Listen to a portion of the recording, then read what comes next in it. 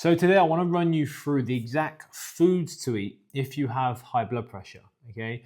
These are certain foods that are going to hopefully keep you off medication and live a risk-free life. So if I had high blood pressure, this is pretty much the diet I would follow and the foods I would include in that for longevity and again, to stop you staying off meds, all right?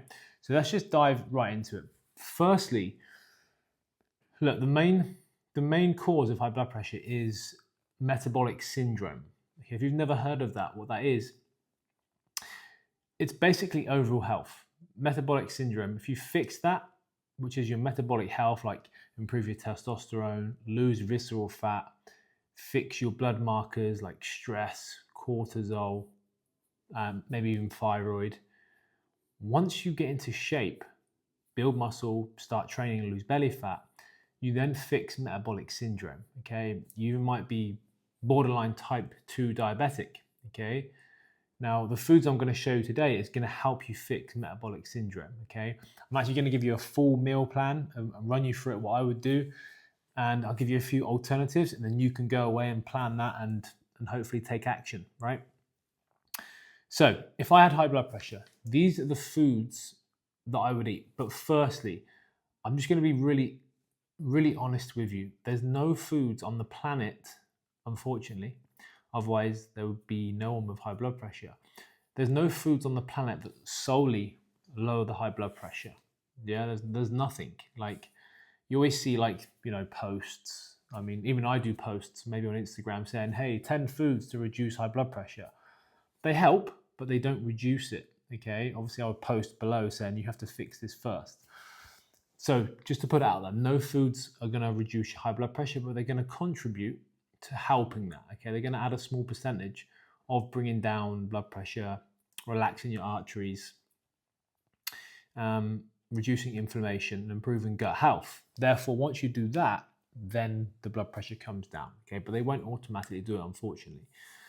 So let's dive into it. So you must have heard of things like beets, celeries. Again, you need to have a healthy lifestyle for these to even work. They're not even going to work if you don't move, you don't train, you don't clean up your diet, you stop alcohol, stop smoking, stop vaping.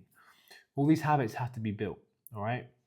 So let's get you started. So what I would do, I wake up in the morning and I would have something that's very good on the gut, okay? So 85% of the guys, the patients that come to us to help them fix their high blood pressure and avoid medication and stop them taking it, is their gut health is always and usually the issue, okay? Now, what we do, we take blood work and we build someone's program through that, look at their gut health, their blood markers.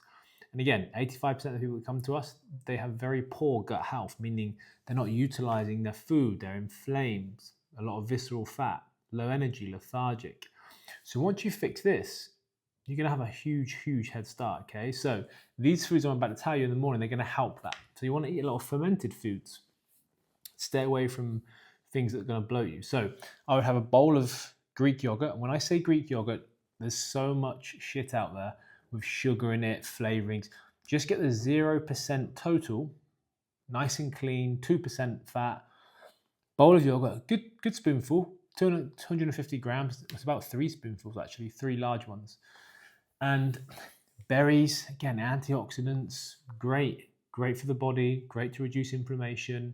Some good, maybe organic honey, no processed crap. And that's going to pretty much set you up. Loaded up with fruit, honey, berries. On the side of that, this might sound like a lot, but it's not actually a lot because it's going to keep you full so you don't eat crap later in the day. And it's going to balance your blood sugar. And it's actually going to stop you getting hungry. This is the key. By the side of that, I'll have like 4 eggs. I do this every day, by the way. This is pretty much the exact same thing. So you got your yogurt, you got your eggs, okay? Anti-inflammatory, good for the gut, probiotic, high protein to keep you full, all right? Control your glucose levels. Now, the sort of second meal I'd have, again, you want to be having like 25 to 40 grams of protein with each meal. It's going to stop you snacking on junk. This is why you have high blood pressure, because you most probably have a lot of visceral fat, okay? Now, the second one will be a good protein. I would opt for maybe some salmon, steak. Again, steak gets a very bad rap. You have to get good quality steak, like grass-fed lean beef. Okay, grass-fed, good stuff. I have it every day. My kids have steak pretty much every day, and they eat eggs every day, right? So it's not bad. It's one of the biggest myths out there. Okay, you need good saturated fats in your diet to bring down inflammation. Now, in salmon, you have omega, which is great for inflammation. So I'd go for that. It's either a salmon, a steak, some veg, and you don't want to shy away from carbohydrates, but you want the good stuff. Like you can just have a small handful of potatoes. But what you really want to have is things like squash, pumpkin, sweet potato. These are actually anti-inflammatory as well. They don't sort of bloat you as much as the traditional potatoes. Okay, they're actually very good for the stomach. And then again, for a little snack, you have a banana. Okay, very high in potassium. Potassium does help reduce blood pressure, but again, you need to have all the habits around that for it to actually work. All right. Those 2 meals are quite filling, by the way. Like, if you eat whole foods, you're going to be full. Your body's going to feel great. You're going to have energy. You're going to start losing weight. Your blood markers will start coming down. Your blood pressure will come down. And you're just going to cognitively feel a lot better. Sleep better, right? I know this sounds very easy, but you need to implement it, okay? I mean, just like a few of our guys here, Dean, Donald, and Mark. As you can see, blood markers fixed, blood pressures come down, and they look a lot better as well, okay? Now, if you want us to help you do that, map something out for you, just click down below in the comments section here. I'm just booking a call with myself. Watch the video first, and then you can apply using the application button, because full transparency, we get about 10, 15 guys a week apply to work with us, all right? So you will have to go through the application and watch the video. So there's your 2 meals, there's your snack. And your final meal, I mean, this could be anything. You want a good bit of fish, okay? You've had salmon already. You can either have, again, you've got a lot of flexibility, some chicken, some white fish, okay? Even like some shrimps. I know that's not for everyone, but you want to have a bit of protein, okay? Once you've done that, you can then add some sweet potatoes, some squash, pumpkin. All you've got to do is do this.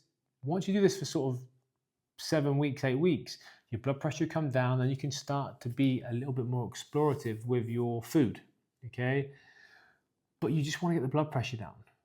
Yeah, you want to control that. So you want to avoid medication, all right? Now, I like things like cottage cheese as well. Cottage cheese is really good, high in protein, good calcium, all right? Really good. So those are the kinds of foods you want to be sticking to for a little while, okay? But you want to be avoiding, obviously, the full fat Cokes, anything fried, chips, crisps. I know it sounds obvious, but you're just not doing it, all right?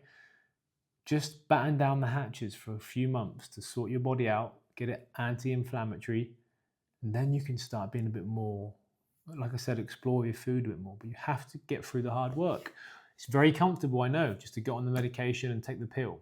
That's not what you want to do, because it causes a lot of other problems, right? So they're the foods I would have, those anti-inflammatory foods, good foods for your gut, and you want to fix your gut health. And just buckle it down for a few months, and I promise you it will work. All right? Take care. You don't need more information. You need actually implementation. All right? So you can do that if you want to apply below, booking a call, and I can see if I can help you. All right? But take it on board and get started today.